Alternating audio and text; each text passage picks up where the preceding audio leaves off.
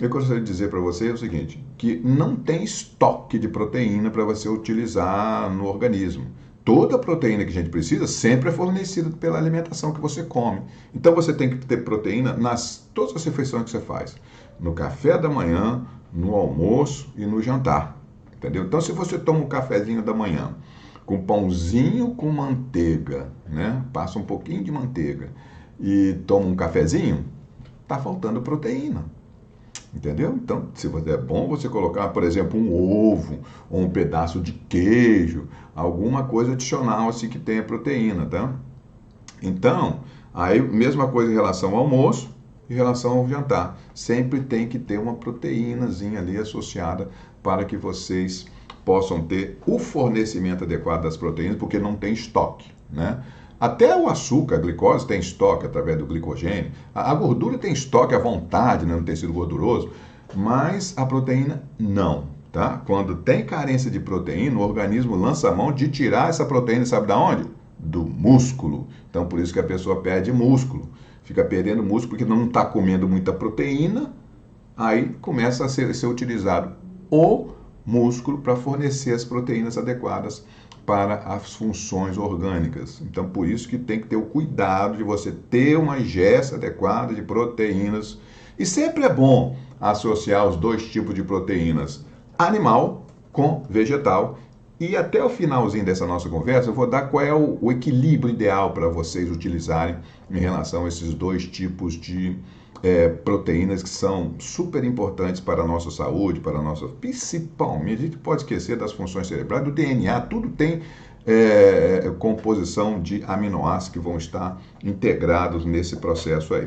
Bem, então agora eu vou falar qual é a quantidade, né? Qual é a quantidade, a dosagem adequada de proteína, tá? Bem, geralmente o que se fala, o que se foi descrito na literatura em relação aos estudos científicos, demonstra o quê? A proteína é um macronutriente, assim como a gordura, né? E também o carboidrato. Então, esses três, né? Proteína, gordura e carboidrato, são chamados macronutrientes. E aí, o ideal é que você consuma, por exemplo, 50% de carboidratos, em torno de 10 até 30% de calorias de origem da proteína, em torno também de 20 a 30%, dependendo de cada caso, de proteínas. De gordura. Então, essa distribuição seria assim mais ou menos. Se fosse achar um número resultante, seria assim: 50% de carboidrato, 30% de gordura e 20% de proteína. Esse seria o equilíbrio ideal de quantidade de macronutrientes para o nosso organismo. Em relação especificamente às proteínas, o que é recomendado? Um mínimo de chamado 0,8 gramas por quilo de peso por dia para cada pessoa. Então, por exemplo, só para traduzir isso aí, se a pessoa tiver o equivalente a 70 quilos, ela vai necessitar por dia consumir 56 gramas de proteína. Só para vocês terem uma noção. Agora, mas isso aí, qual é a tradução disso em relação à quantidade, porções de alimentos que tenham proteína para ter essa quantidade adequada de 56 gramas, se você tiver, né, 70 quilos, aproximadamente, que eu falei, 0,8 por quilograma de peso, é o mínimo, tá? É claro, se você estiver fazendo atividade física, se você estiver fazendo um consumo muito grande de proteína, essa dosagem aumenta.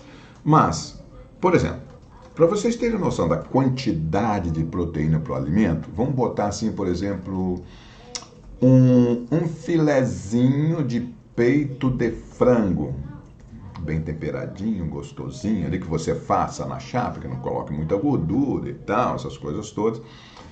Se for equivalente a um filé de 100 gramas, né, vai ter o equivalente a aproximadamente 26 gramas, né, em 100 gramas de 2 bifes, né, um bife, quer dizer, um bife de 100 gramas tem o equivalente a 26 gramas de proteína.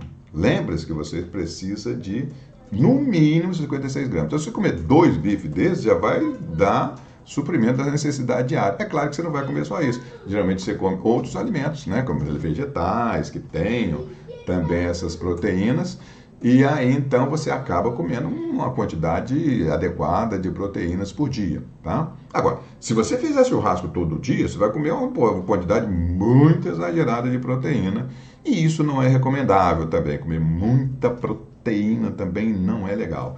Então, quando você, veja o seguinte, quando você come pouca proteína, você tem déficit, e esse déficit vai fazer com que haja roubo de proteína, de músculo, de outros órgãos, para haver o consumo da necessidade proteica para o nosso organismo. Por outro lado, quando você... e isso pode até favorecer o aumento de peso, ganho de gordura. Quando você come muito churrasco, every day, todos os dias, você pode trazer consequência de uma sobrecarga de proteína no organismo, e isso às vezes é muito frequente nas pessoas obesas. Pessoas obesas geralmente comem muita carne, e geralmente tem excesso de proteína. Isso também é outro fator, como eu falei, o 880, de ganho de peso também, tanto o excesso como a diminuição acentuada de proteínas, entendeu?